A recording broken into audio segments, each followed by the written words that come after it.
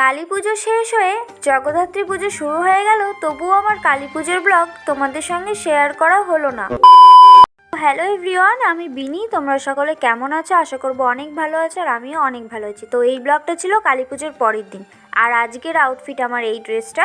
যেহেতু আমি শাড়ি পরতে খুব একটা ভালোবাসি না, তাই আমার যেটাতে কমফোর্টেবল ফিল হয় আমি সেটাই পরি। সেদিন মানে কালী পুজোর পরের দিন আমরা সব বান্ধবীরা মিলে গিয়েছিলাম আড়ংঘাটাতে। আর তোমরা অবশ্যই আড়ংঘাটার অলরেডি সব প্যান্ডেল, পুজো, ঠাকুর সবই দেখে ফেলেছো।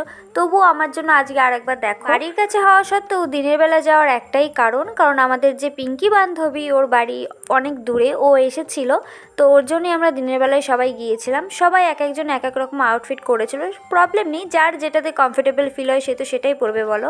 আমরা বাড়ি থেকে বেরিয়েছিলাম প্রায় ওই 4টে নাগাদ। আর দেখো 4টে নাগাদ বাড়ি থেকে বেরিয়ে আমাদের বাড়ি থেকে আসতে খুব জোর টোটোতে 15 মিনিট মতো লেগেছে, তাও লাগেনি বলতে হলে। আর ভিড়টা তোমরা জাস্ট মাঠের মধ্যে দেখো। এই দিনের বেলাতে এই টাইমটাতেই এত ভিড়, তাহলে ভাবা যায় রাত্রে কত ভিড় হয়েছিল। বড় মাঠে ঢুকে আমরা প্রথমেই গিয়েছিলাম নিহারিকা ক্লাবের ঠাকুরটা দেখতে। সত্যি প্রতিমাটা অনেক সুন্দর ছিল। আর তোমাদের কি বলবো, জাস্ট ভিড়টার কথা আমি শুধু বলবো।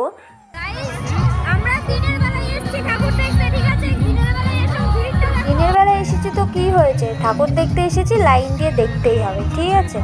আর এই হচ্ছে সেই ভাইরাল প্যান্ডেল, মানে 1 লক্ষ ব্লেড দিয়ে যেই প্রতিমাটা যেই প্যান্ডেলে ছিল, সেই প্যান্ডেলটা, মানে এই প্যান্ডেলটার এবারে থিম ছিল এক টুকরো রাজস্থান। আমরা দিনের বেলাতে গিয়েছিলাম তাই এত সুন্দর লাগছিল, তো ভাবছিলাম রাতে লাইটিং দিলে পারে আরো কত সুন্দর দেখাবে। এটার সামনে এতটাই পরিমাণে ভিড় ছিল যে আমার গরম লেগে গিয়েছিল, তাই তাড়াতাড়ি করে বাইরে চলে আসলাম। তারপরে দেখো তোমাদেরকে প্যান্ডেলটা দেখাতে গিয়ে একটা ভাইয়ের সঙ্গে ধাক্কা লেগে আমি তো প্রায় উল্টেই পড়ে যাচ্ছিলাম। মানে ভাবছিলাম রাতের বেলায় আসলে এই লাইটিং গুলো দেখতে পারতাম। তারপরে বড় মাঠে থেকে বেরিয়ে আমরা গিয়েছিলাম এই প্যান্ডেলটা, আর এটা হচ্ছে প্রিয়াশ্রী স্কুলের প্যান্ডেল।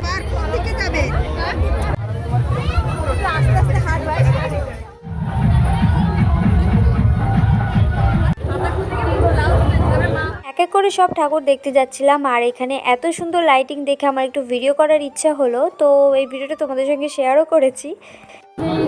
গাইস, চেয়ারটা দেখো জাস্ট নড়ছে কিরকম করে।